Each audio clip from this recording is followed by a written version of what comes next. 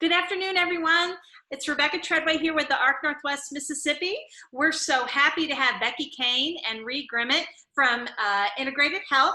They're here to do a special presentation for us called ABA at Home. I'm going to start off by throwing it over to Becky and Rea to give us a little introduction and background. All right. Hey, you guys. I'm going to go ahead and share my screen with y'all so we can go ahead and get started. It's saying that the host has disabled screen sharing, Rebecca. That was not good. Hold on. Okay, there you go. Sorry about that. No, it's fine. There's always, technology is great until it doesn't work, right? So you forget to enable screen sharing. Yes. Okay, got it. Okay, let's see.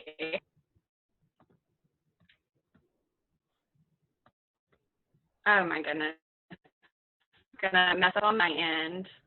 You're fine. We're okay. Okay, there we go.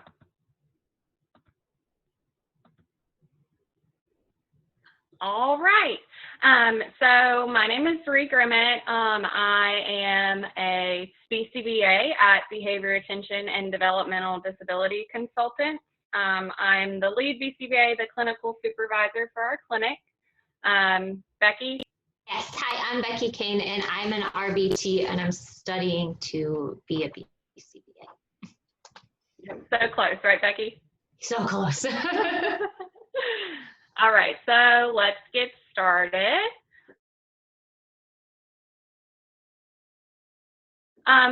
Common topics that we thought would be some good base knowledge, some skills that you all can have in your toolbox to work with some of your students with some special needs. The first topic we're going to talk about is the ABCs.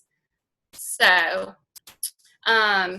in ABA, whether we want to decrease a problem behavior or increase a functional behavior, the first step that we do is figuring out why that behavior occurs.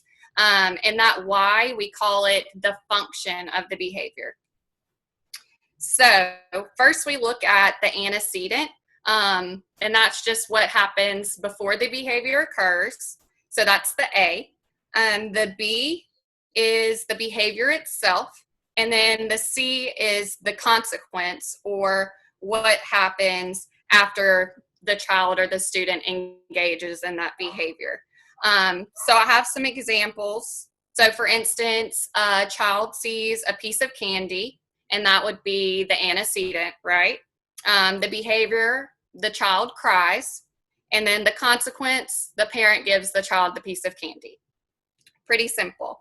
I have another one. So let's say a dad comes home from work. That would be the antecedent. The behavior, the child says, "Hi, Daddy." And then the dad gives the child a hug. So that would be the consequence. Last one, antecedent, a teacher tells a child to have a seat in their chair.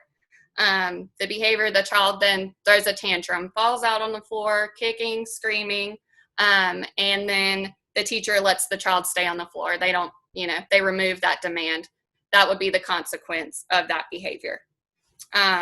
So when we are looking at a behavior and observing it and trying to see these antecedent behavior consequence patterns, we usually use something like this on the screen, a data collection form. And so you write down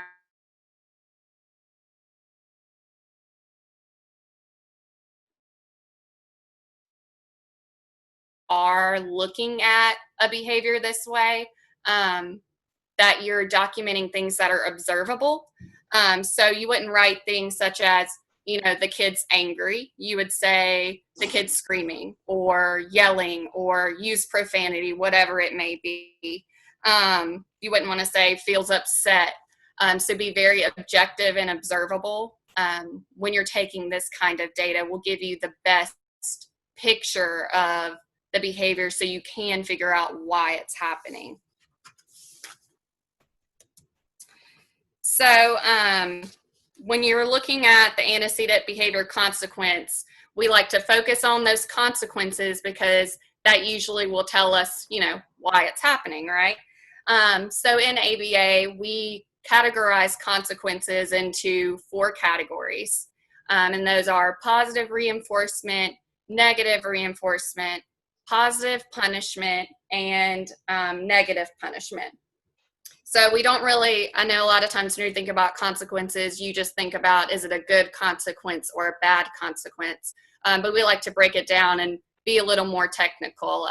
That's kind of what we like to do in ABA. Pretty technical on all of our terms. But hopefully we'll be able to break that down so you'll be able to understand it better, so you can see how these patterns and the functions of some of these kids that you're working with. So in all of those 4 consequences, positive just means the addition of something, and negative means the removal of something. And then reinforcement means the behavior will increase in the future, and whereas punishment means the behavior is going to decrease in the future. It's going to happen less frequently.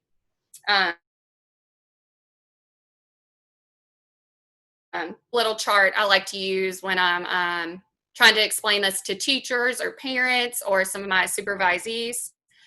So positive reinforcement, remember that positive is you add something, and reinforcement is that behavior increases. Then positive punishment, you add something and the behavior decreases. Negative reinforcement, you remove something and the behavior increases. And negative punishment, you remove something and the behavior decreases. So I'll give y'all some examples for some of these. Positive reinforcement, you add something and the behavior occurs more in the future. So think a child does something and gets something that they like, so they're more likely to keep doing that in the future. So let's say that a child wants attention from their teacher, so they raise their hand in class, the teacher calls on them, so they're getting what they want, so they're more likely to continue raising their hand in class. So that's an example of, a positive behavior, something that we want to see, versus let's say that the kid wants the teacher's attention. So they start blurting out, hey, Miss Smith, hey, Miss Smith, hey, Miss Smith. And then eventually the teacher's going to turn around and, attend to them. So they're getting that attention. So that behavior is just going to keep on continuing. If what they're wanting is attention and they're getting it, it works for them. So they're just going to keep doing it. Negative reinforcement. So remember, that's something is removed and the behavior increases. It seems a little counterintuitive, but it's actually quite simple. So there's loud music playing, and a child screams and covers their ears. So you turn the volume down. Aversive, you could call it, something unpleasant. They engage in some behavior, and then that unpleasant thing is removed. So we call this kind of like escape or avoidance behavior. So think about that, back to that example of that in the classroom, the teacher tells the child to sit in their chair. They don't want to sit in their chair. They don't like it. They want to keep playing in free play. So they engage in a behavior of tantruming, and they start, tantruming on the floor, and then the teacher removes that demand of having to sit in that chair. So they're more likely in the future, when they don't want to sit down, when they're told to sit down, throw a tantrum because it works for them. It's reinforcing that behavior. Positive punishment. This is pretty much what you think about when you think about punishment. So something is added that they don't like, and that behavior decreases in the future.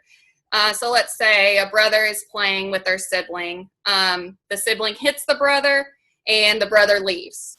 So the brother is less likely in the future to try to play with, their sibling because they got hit. That's something that they don't like, So that's decreasing that behavior of the play between the both of them. The last one, negative punishment. It's another one that seems kind of complicated, but here's an example. a child is playing with some toys, and they throw the toy across the room, and the toys are removed. They're not allowed access to toys anymore. So in the future, they're less likely to throw toys because last time they did it, the toys were taken away, right? So it's something that they like, they engage in something, and you take it away.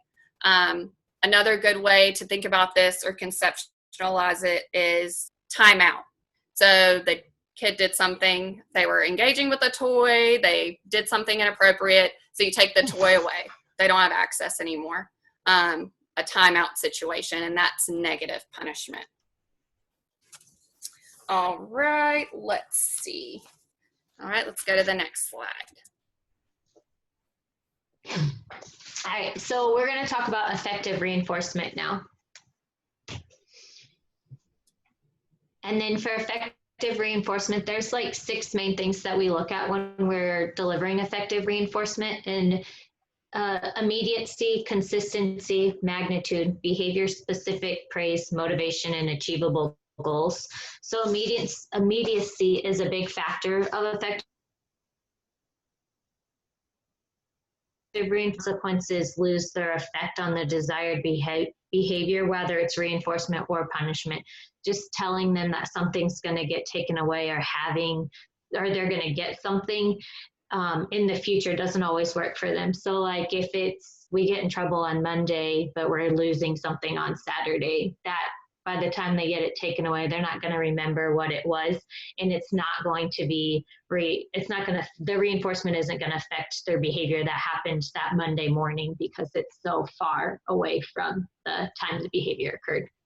And then consistency. So follow through with your promises. If you don't follow through, then your words are going to mean nothing to them. So if you tell them if they do this, they're going to get this, then make sure they get that. Or you're going to take this away, then make sure you take that. Because if not, you're shaping up that it doesn't matter if they do what you say or don't, if they do it or don't do it, because they're not getting what you said, what they were going to have.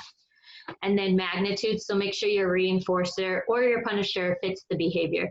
For example, if I told you to go run a mile and you're not a runner at all, and I tell you I'm going to give you a Skittle, you're not going to go run a mile for a Skittle. So the work has to equal the reinforcement after it.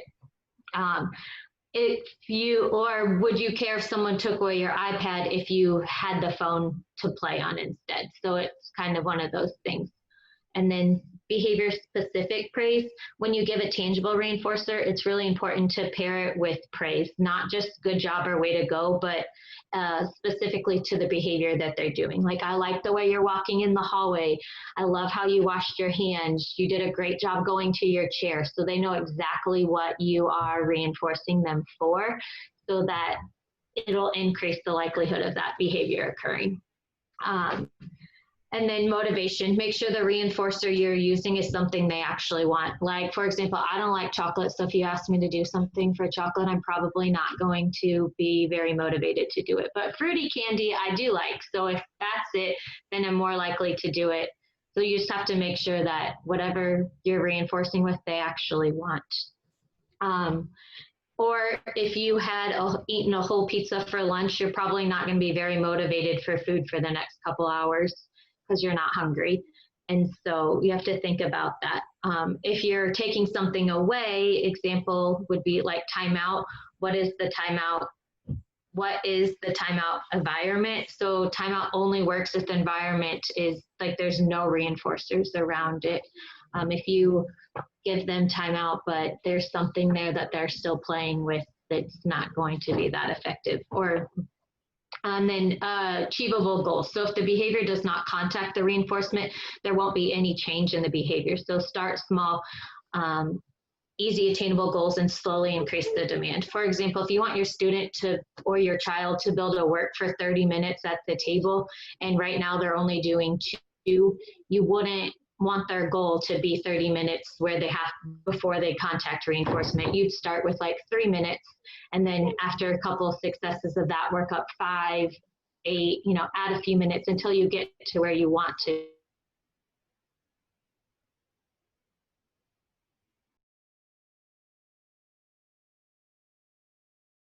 All right, thanks, Becky. So now we're going to talk about something called effective instructional delivery.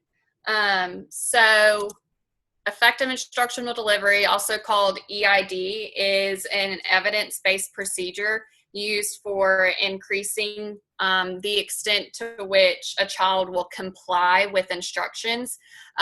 This seems to be something that a lot of teachers, parents struggle with. You know, I tell them to do this and they don't follow instructions. I can tell them a million times to do this and they don't do it. And so these are just steps that you can do. So that's a lot of this talk, which I could have mentioned earlier, is you have to change your behavior and what you're doing and manipulate the environment in order to change these kiddos' behaviors that we're wanting to shape up, you know, these adaptive behaviors. So to increase the likelihood that you will have compliance for your instructions. But this isn't meant to apply to every instruction that you give to someone. EID should only be used when it's important that a student or a child initiates compliance for an instruction quickly. So, you know, keep in mind, no one likes to be told what to do all day long. So for instance, when we're thinking about kind of our work in the clinic, during like a free play setting, when they've earned a break from the table, you would want to, you know, deliver that praise and play with them and do this. This is more like you're transitioning from play back to the table, or you're trying to complete a task, or, you know, line up to go outside. So this is only meant to be used for things that the student, it's really important that they initiate. So here are the steps. There's 8 of them. I know that seems kind of long, but some of them are pretty, you know, quick and simple. So number 1 is close proximity. So you should be within 3 to 5 feet away from the student, as opposed to across the room, especially at first when you're trying to work on building compliance. When you first start working with a student or a child, you want to be close to them because it's easy to get their attention. Otherwise, you're across the room and you're shouting to them and you're trying to get them to look at you, and you have to walk for 8 feet away close to them, because you want to be close to follow through with all these steps. So number 1, close proximity, be 3 to 5 feet away. The next one is eye contact. This also has to do with getting the child's attention. They're more likely to listen to your instruction if you have their eye contact first. So make sure you're close and then say, hey, look at me, or say their name. Hey, Johnny, look at me. And then if they look, give them that praise. We just talked about some behavior specific praise. So you could say, you know,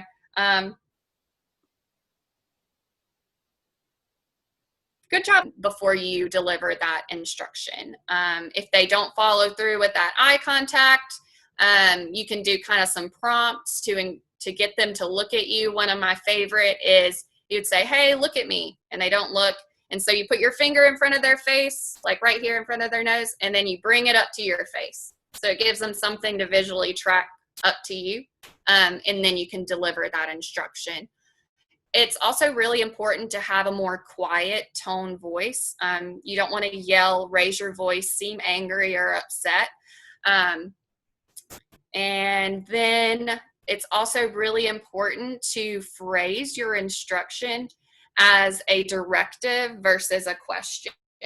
And this is something that a lot of parents and teachers that I've worked with have struggled with, because it kind of seems rude. You know, we live in the South, and so you're usually like, hey, can you hand me that, please? And it just seems more polite that way. But if you ask a question, you lend yourself to being told no, and it's not a choice. So then you have to turn yourself back around and like, oh, well, it's not a choice, even though I just asked you a question. So it definitely takes some practice, and I'll even catch myself every now and then. I'll ask a question, and, you know, sometimes a kid will tell me no. I'm like, oh, well, I set myself up for failure on that one, didn't I? So instead of saying, hey, can you hand me that ball? say, Johnny, hand me the ball. It's also important to be descriptive. So exactly, let's say there's all kinds of different toys laying around. So instead of saying, Johnny, hand me the toy, Johnny, hand me the red fire truck. And doing that directive and descriptive at the same time. After you give that instruction, allow 5 seconds for the student or the child to start initiating compliance. And then after that, if they don't do it, then the next big part of EID is guided compliance if necessary. So that's just making them follow through with that instruction. Going back to effective reinforcement, your words lose meaning if you don't follow through on them with the reinforcement, but also with an instruction. If I tell you to do something and you don't do it and you're never made, to follow through, then all your instructions are just, they're not going to get followed. So it's called guided compliance. So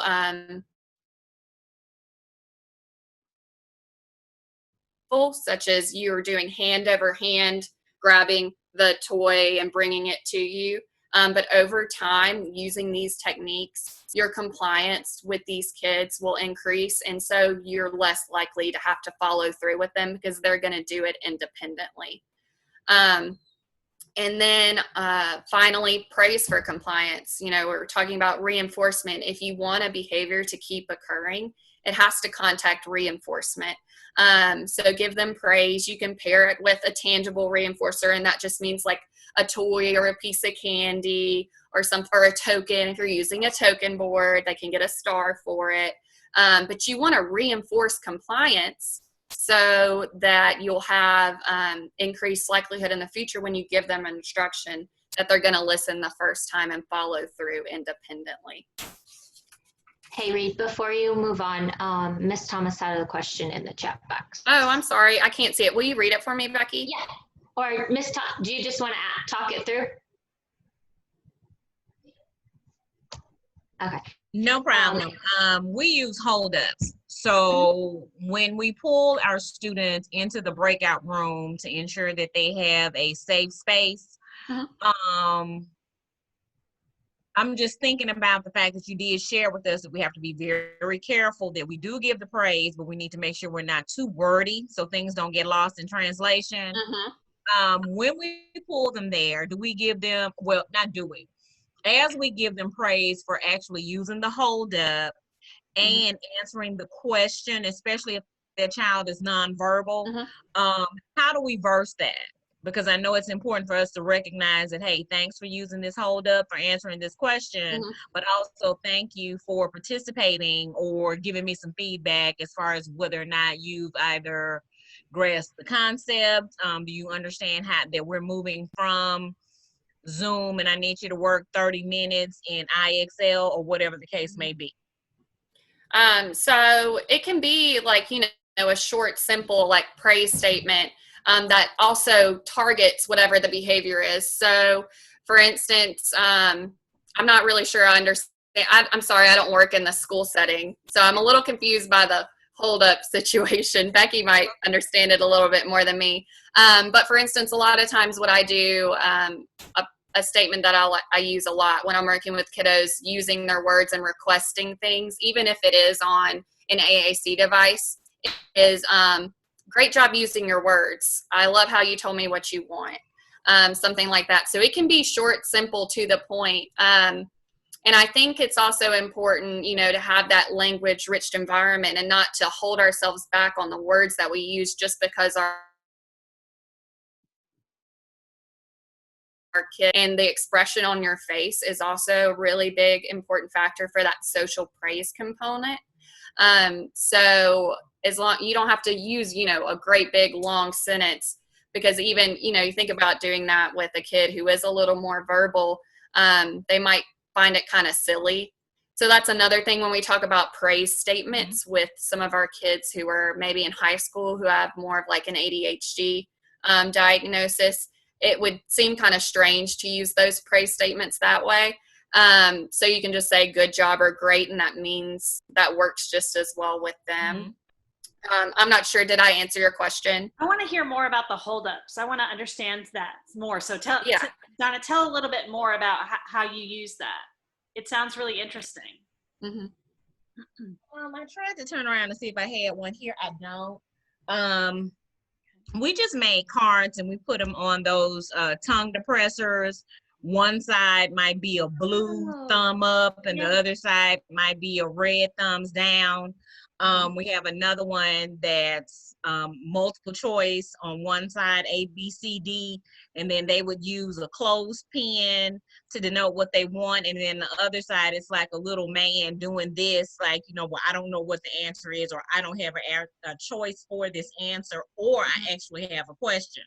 So that's what we use as holdups, because that was something that was introduced to us, but it kind of helps us do a quick check when they're online to see whether or not they are on board with what we're talking about, or if it's, like I said, a multiple choice question. I can see really quickly on my screen whether or not everybody got it, or is this like 75%, or is this something I need to go back and reteach?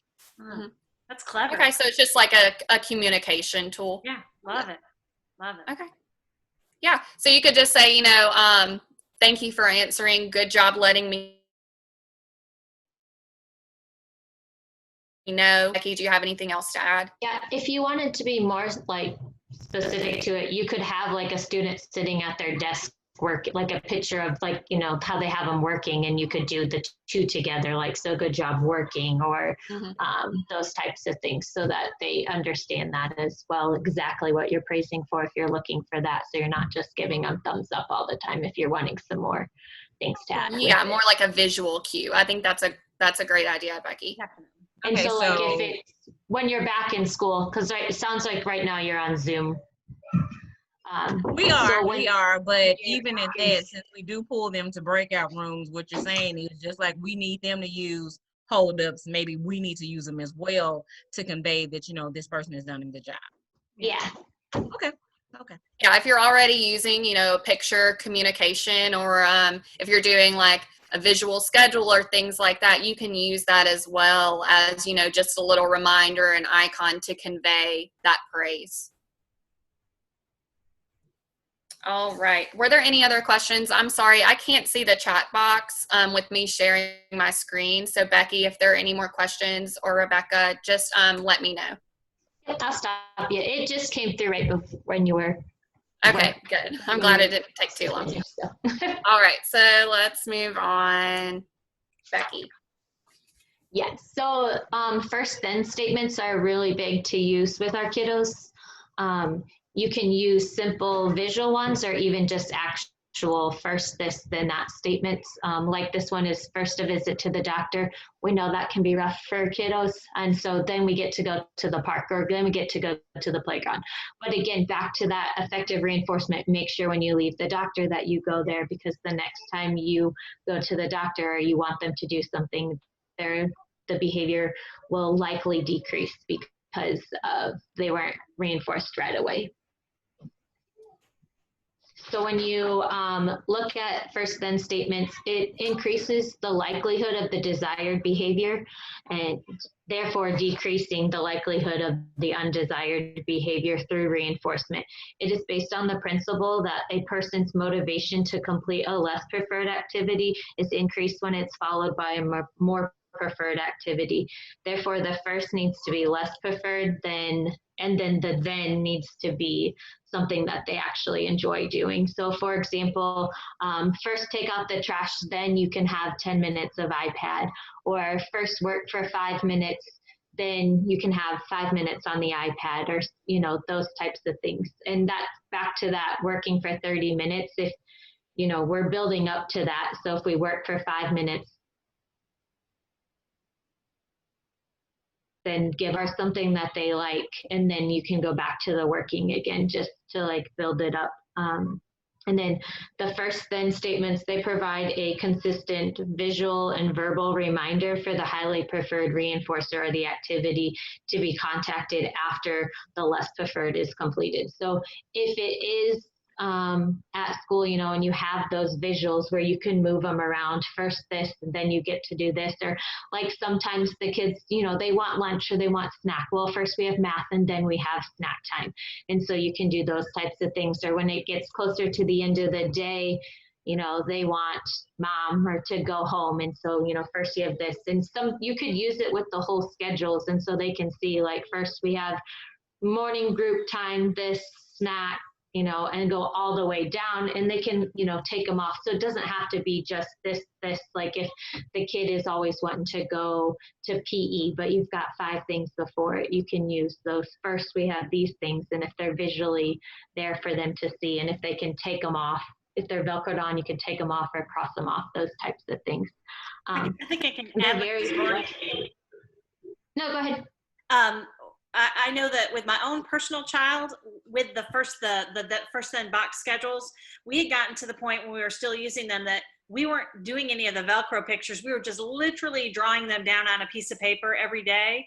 And when I was teaching in the classroom, if I had students that needed that sort of reinforcement on the whiteboard, I was just at the beginning of class drawing boxes, doing the same exact thing, just mapping out the class. And truthfully, everybody else in the class likes it too. They like it too. But I feel like the kids with special needs need it, whereas the other kids, they can hang without it. But I do it with my daughter when it's homework at the end of the night. Like, first you got to do your 10 minutes of MobiMax, then you can take a 5-minute break. Then we have to do this so that we can get our 30 minutes of homework done before, while I'm cooking dinner or before dinner time, so that then afterwards she knows she can have all the free time. Because if she, you know, she'd rather be playing with her brothers. So I'm like, if we do this, then all after dinner you get to play the whole time. So and it's a very flexible reinforcement schedule. You can take it with you, can write them out on a dry erase board, a clipboard, and carry it with you. Like, you know, it can go places. If they're older and it's literally just that actual verbal statement, first we have to stop at Target and then we're going to go do this, or first we're going to the grocery store, then we'll go to the park, you know, those types of things. So you can use it at all ages, and you can use it all around. So, and then like within your home or within school, it increases the likelihood for compliance for the demands given, as well as completing those non-preferred tasks. Like, if it's a non-preferred, try to pair it with a preferred right after it. So I know when I made sure that they took, if it didn't matter what time they took it, we took it like before we went to gym, after snack and before we went to gym, because they wanted to go to gym. So, you know, first let's do this work that we have to get done, then we'll go to gym. And then also, if they didn't get it done within a certain time, then it was taking away from their gym time. So they were more likely to sit down instead of like, oh, I don't want to, you know, not picking up their pencil to do their work. Well, gym time started, so we're missing it, you know, so first we need to finish this, then we can go to gym with our class. And even some of the other kiddos, just having the students leave, if they were tantruming, having some of the students leave the room, they wanted their friends in the classroom. And so it was like, okay, first you need to calm down and clean this up, then your friends can come back into the classroom. And so you can use it for whatever they're wanting as their reinforcement to get them to engage in the behavior you want before they get the behavior they want. Mm-hmm. So this is just, you know, it's a basic reinforcement system we talked about positive reinforcement. They engage in a behavior, something is added, iPad time, and they're more likely to comply with that first statement in the future. So you can schedule your students' day out in this way. You want to make sure you have first, you got to do something non-preferred. And like Becky mentions, you can start with something small. You just have to work for 5 minutes, and then you can have a free play for 10 minutes. First, you got to do this and then do this. So it's kind of a way you can set up your schedule as well during the day. Because if you don't have anything reinforcing to follow the task, then that behavior isn't contacting reinforcement. So it's less likely to happen. All right, so our last topic that we're going to talk about is sharing.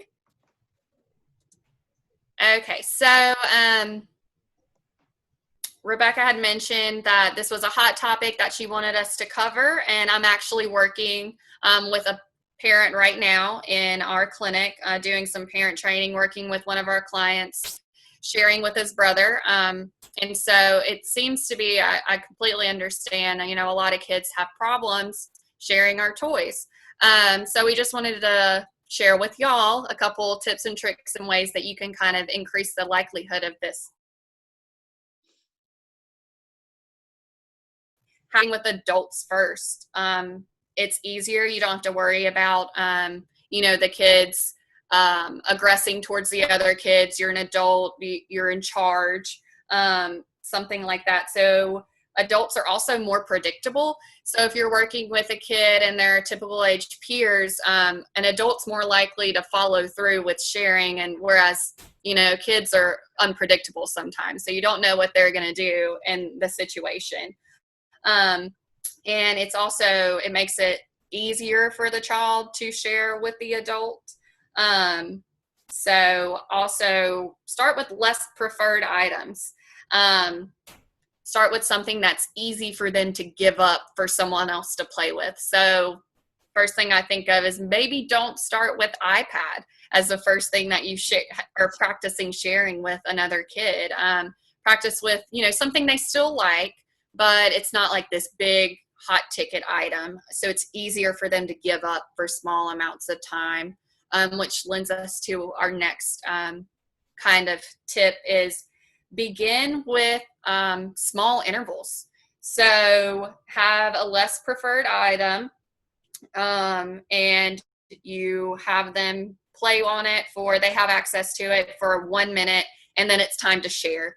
So you switch, the other kid has it for 1 minute, and then you switch back.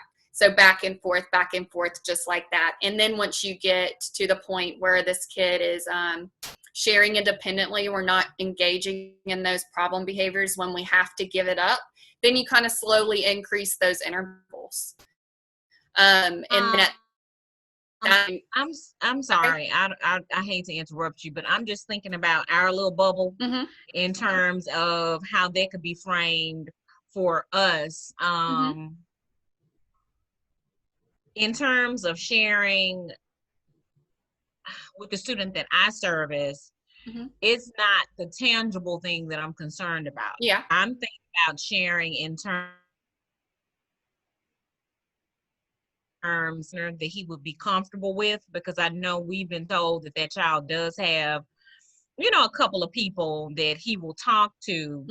How do we, well, maybe that just goes back to us using the first and then statements when they're working in group. Yeah. To make him understand that, okay, the expectation is that when you guys are together, I want to hear something academic from you, or even if you just write it down, to make sure that you are working in the group. Because what I've seen a lot of times when you have a child that's autistic, or they have some other learning disability, the children won't allow them to be independent. So how do we foster that independence with the sharing? Because they have their own Chromebooks, they'll have their own iPads, and even when I have crates on my tables, everybody has their own red pen or set of 5 crayons. So it's not like that would be an issue for me per se. So how do we get that to move from the tangible realm to just him having an attainable goal in terms of exchanging his thought? Yeah, so that's another thing. So, you know, sharing thoughts and feelings such as that. So you start small too, just one comment, you know, at first, one verbal exchange with another positive social interaction. Increase that, and you would want to reinforce that behavior because that's what you want to see. So whatever, you can select something for them to be working for in that day when they're in that group. If you notice that they do that, deliver that praise statement, and then allow access to that reinforcer. And then I would slowly increase the requirement, right, and kind of decrease the amount of reinforcement that you give. So that's another, when you're talking about reinforcement, we don't want these kids all their lives to be expecting a Skittle after they complete a puzzle, right? So at some point, you're going to have to fade that out. And that's why that behavior-specific praise is really important. That social reinforcement is kind of what we contact every day in the real life. So that's why we like to start early with the social reinforcement, but pair it with something tangible. And it can be something small, but that would be my suggestion, is start with, make one appropriate comment, socialize with another peer, allow the child access to reinforcement for that appropriate socialization, and then slowly increase your requirement. So make sure you start really simple, like what you want them to share. Like, even if they can share, like you tell them what to share and they share that, then you give praise for that, because they've got to have a lot of positive experiences to build on to get the sharing going. I know a lot of times with kids that we're working with, we're trying to get them to share things like what they think about something, or like, for example, we have a job readiness class, and the very first lesson of the job readiness class talks about what your dreams for the future are. And a lot of times they just have nothing to say because they don't have a scope for the dream of it. So we found that we really have to lay out a bunch of information that are possible answers that they could give. And once you give a lot of possible answers, then it kind of opens it up to help them share a little bit more. So especially with a kid with autism, sometimes they can't get those words generated on their own. And if you give them 3 or 4 choices, then they can gleam onto one of those and the words start to come out. I got an example of that with my own son. A lot of times he's trying to tell me something, and I know he has heard the words before, he's said the words before, but the words just aren't there for some reason at that minute. And if you start to say it for him, then usually he's like, oh yeah, there's the words, and they start to come. I mean, is that helpful? Is that kind of what you mean? Yeah, it is because I think to get that going, maybe give him some practice stems, or sentence starters, in order for him to understand. His parent is a really good coaching partner with this, so she could practice on that with him as well. And I'm thinking about making it universal, so it's not too much for him to consume, and he can use it across all the classes. Yeah, and I think another good point, so you could start with an adult, so with the teacher, or have them practice with a parent first, because just like if you're sharing like a tangible item, kids are unpredictable. And so if we stumble or say something that the typically developing peer like doesn't really understand, and there's that negative interaction that happens, then it's going to be hard to recover from that. So I think practicing with an adult is still applicable for this situation as well. What a real killer is when a kid with autism will accidentally mess up the pronouns. I feel so bad when that happens. Like, clearly he's meaning to say he, but then he says she accidentally. Oh, and I used to teach middle school. That was the worst when that happened. Yeah, and then you're just like cringing in the background, like, oh my goodness, you were so close. And then watching the other kids' reaction, that is rough. I know.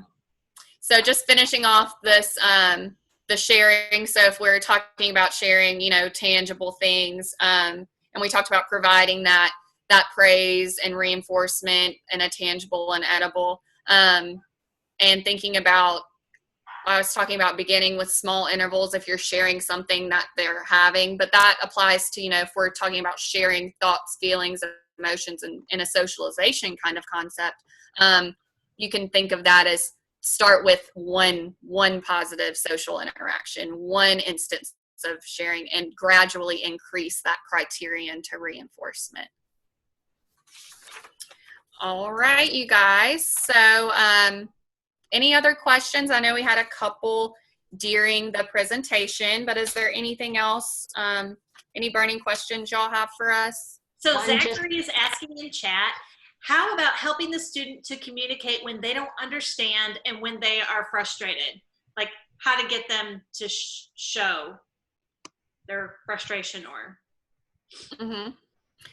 So we're talking about, you can use like a picture communication system or an alternative communication device. So kind of the first thing when I encounter something like that is working on with the child identifying emotions in other people. So, you know, picture cards, what are they feeling? Or having cards out and like, you know, which one do you think is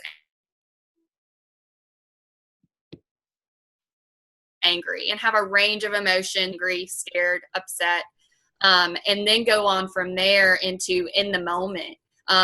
You know, are you feeling frustrated, or you're feeling frustrated right now? And then select the communication device that you would, you know, that they're using for them to communicate that to you. And then also you can use like an emotion scale. They have like the 5-point ones, or you can even use 3: happy, sad, mad, depending on the kids, and color coordinate them too, so they can touch them and those types of things. But when you do it, you can pair, you know, the mad feeling is if they're an older child, or you can like ways that your body will feel. When I worked in the school, we would talk about, okay, when my body feels this, it means this, and those types of things. And then like Ree said with the pictures, you can also show clips of, you know, little behavior videos or things that would elicitate emotion and be like, how would you feel if this happened to you? It's so hard when it's in the moment and they're frustrated. So it's that practicing it and working on it when they're not. And so when they're happy and content in class, you know, still ask them how they feel, so that they just work on getting that I feel happy or I feel good, those different types of things. And then just showing them the videos or pictures so that you can work on it. Because when they are upset and having a meltdown or a tantrum, it's hard to teach it in that moment. So you need to work on it, teaching it in other ways, so that then when they feel it themselves, they can contact it themselves. I don't know if you guys are teaching in an inclusion environment. I know when I was teaching, it was in an inclusion environment. And the best thing that I learned was to teach the rest of the class the behavior that I expected. So when this was happening with this child, this is the way we all should react. This is how that pretty much stops most problems, when you can get the rest of the kids on board with you to understand what has to happen to get the behavior stopped. So.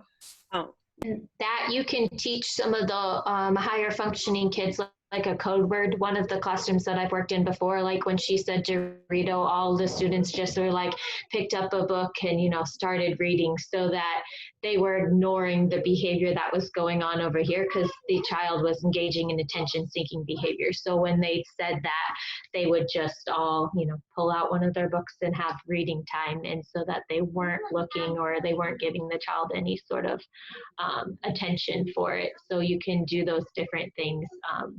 And then they had other words that they would say, and the higher functioning kids knew to help with, you know, taking the other kids across the hall to the other room, because we needed to clear the room. So instead of saying like everyone needs to get out, or, you know, like buzz the office being, so they would just say a certain word, and then the aides in there would know, and the higher functioning students would know. And sometimes like the gen ed, if you have gen ed students that come down and help in your room, they would know, okay, that means we just need to calmly walk across the hall, so that we weren't giving those attentions to that. And then you can work on it from there.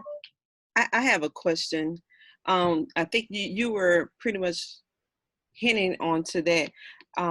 We're doing virtual with our students, and there is in the inclusion setting.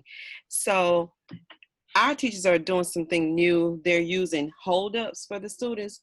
So do you think that this can be something that would be a practice that they should incorporate with the entire class, and just explain to them, or do some type of emotion type hold-up and teach that to all of the students, so that it wouldn't be a small group doing like a learning strategies. So I think Donna was telling us about the holdup, so I think we understand what that is now. How many kids are in your classroom, in your Zoom room when you're doing it? Well, Ms. Thomas, well, it ranges from about maybe 20 to 28 students with a virtual class. I think it would depend on how long, like how much is the holdup detracting from the rest of the lesson. Like if you think that you can, well, the only way to know is to try. So you try, and if it seems to help and it isn't stopping the rest of everything else, then you know you got a winner.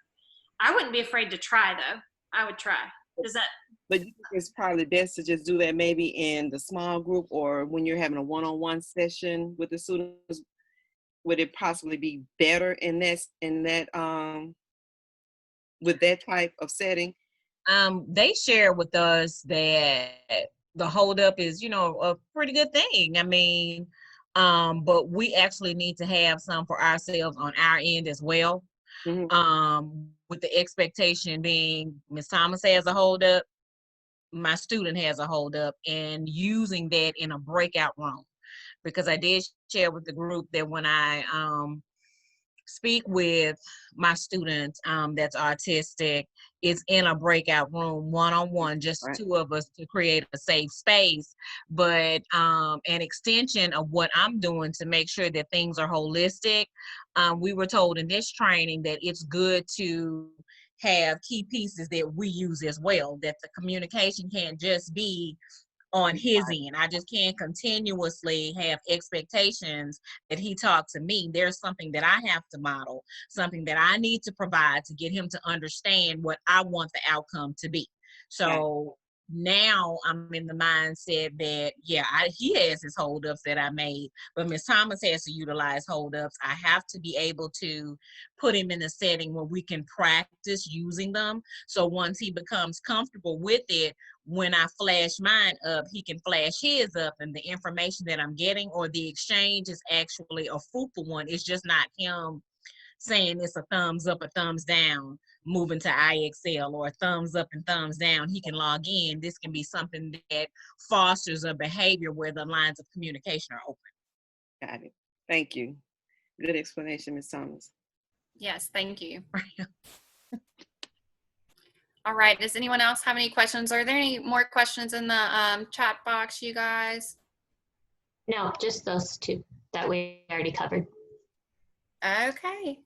All right, well, thank you guys so much. Hopefully we provided y'all with some tools that you can take to help you out, and all this crazy stuff that's going on, the change. So much about what we do as educators, as clinicians, as parents. So hopefully you can use some of these things in your everyday life. I also just want to say to all of you that if there's anything specifically that your school district would like us to address at the ARC, like if there's like some aspect of autism that you'd like us to, do a training with you on, we're happy to do that. So you guys have my email. You can just let me know what you'd like, and I'll get the right expert, and we can do another session like this to get you more information. Also, additionally, I'd be happy to come down if you wanted to do a parent meeting, and I could come and do a parent support group with your parents. I'm happy to do any of that for you guys. So all you have to do is let me know. Yeah, we definitely use the parent support, parental support. Yeah, I'm happy to do that. All you got to do is set up a time, and I'll drive down and do it. Okay, thanks. In the chat, Zach asked if we can share the presentation. Yes, I sure can. I'm not sure what the best way is to do that. So how about this? If you could email me your PowerPoint, and then I will send it to everybody that I had sent the Zoom link to. Okay, yeah, that's awesome. I'll do that. This also will live on our website as well. We have a spot where we put webinars or our trainings on, and so it'll be there. The whole recording will be there too. Awesome. Okay. All right, guys. Thank you, Becky and Ree. We really appreciate it. We've really learned a lot. Thank you. And I'm so glad that everyone joined us. Yes, Thank you thanks so everyone much. for joining. Oh yeah. Bye, y'all. Bye, guys. Have a good one. You too. Bye-bye.